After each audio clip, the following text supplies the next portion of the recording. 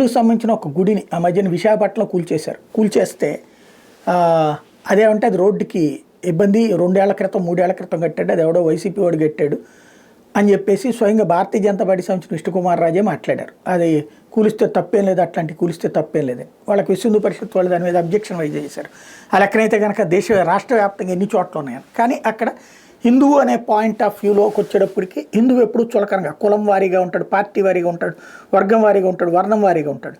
ఆ మధ్యన ఇక్కడ నేను దాచేపల్లి దగ్గర అక్కడ శివాజీ శోభాయాత్ర చేస్తుంటే రాళ్ళు వేశారు. ఏ హిందువులు యూనిట్ అయ్యారు? ఇట్లాగే ఉంటుంటాయి మనవన్నీ కూడా. హిందువులకు సంబంధించి సరే హైందవ శంకరాంకి వెళ్ళారు, కూర్చున్నారు, మాట్లాడారు, విన్నారు, అంతా బాగుంది. ఆ చైతన్యం ఎంతవరకు ఉంటుందంటే ఆ మాట్లాడడానికి, వినటానికి, లేదా గుడికి వెళ్ళడానికి, కుంభమేళాకి వెళ్ళడానికి, స్నానాలు చేయడానికి, పూజలు చేయడానికి ఉంటుంది. బట్ ఆలయానికి సమస్య వచ్చినా, దేవుడికి సమస్య వచ్చినా, లేదా హిందూ ధర్మానికి సమస్య వచ్చినా సంఘటితంగా వస్తున్నారంటే సోషల్ మీడియాలో పోస్టులు పెట్టడం వరకు పరిమితం అవుతుంది. కానీ ఫీల్డ్ లెవెల్లో కూర్చునేటటువంటిది కరువు అవుతుంది. ఒకవేళ కూర్చున్న మత కలహాల కేసులు పెట్టేసి హిందూ ముస్లింలు ఇద్దరి మీద పెట్టేస్తే భయపడిపోతున్నదేమో హిందువు, ధైర్యంగా ఉంటుంది ముస్లిం. ఎందుకంటే అతని వెనకాల వెంటనే టోటల్ ముస్లిం సమాజం ఉంటుంది, హిందువు వెనకాల సొంత కులపోడు కూడా ఉండనటువంటి పరిస్థితి అవుతుంది. ఇది తాజాగా జరుగుతున్నటువంటి పరిణామాలు. సంబాల్లో అందుకు సాక్ష్యం కనబడింది.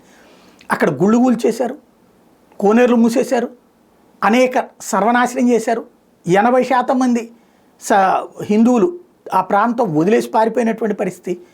చివరికి అక్కడ తాజాగా జరుగుతున్నటువంటి పరిణామాల్లో ఏదైతే సంబాల్లో కోర్టు ద్వారా ఆదేశాలు తీసుకొచ్చినటువంటి విష్ణుకుమార్ జైన్ని చంపడానికి కుట్ర పన్నారు. పబ్లిక్గా మీడియా, పోలీస్ అందరూ ఉండగా రాళ్ళేసి కొట్టి చంపాలనుకున్నారు అన్నటువంటిది తాజాగా బయటపడినటువంటి కుట్ర చూస్తుంటే దేశంలో హిందువుల పరిస్థితి ఏంటి అన్నది భవిష్యత్తులో కూడా ఆలోచించాల్సిన అంశం.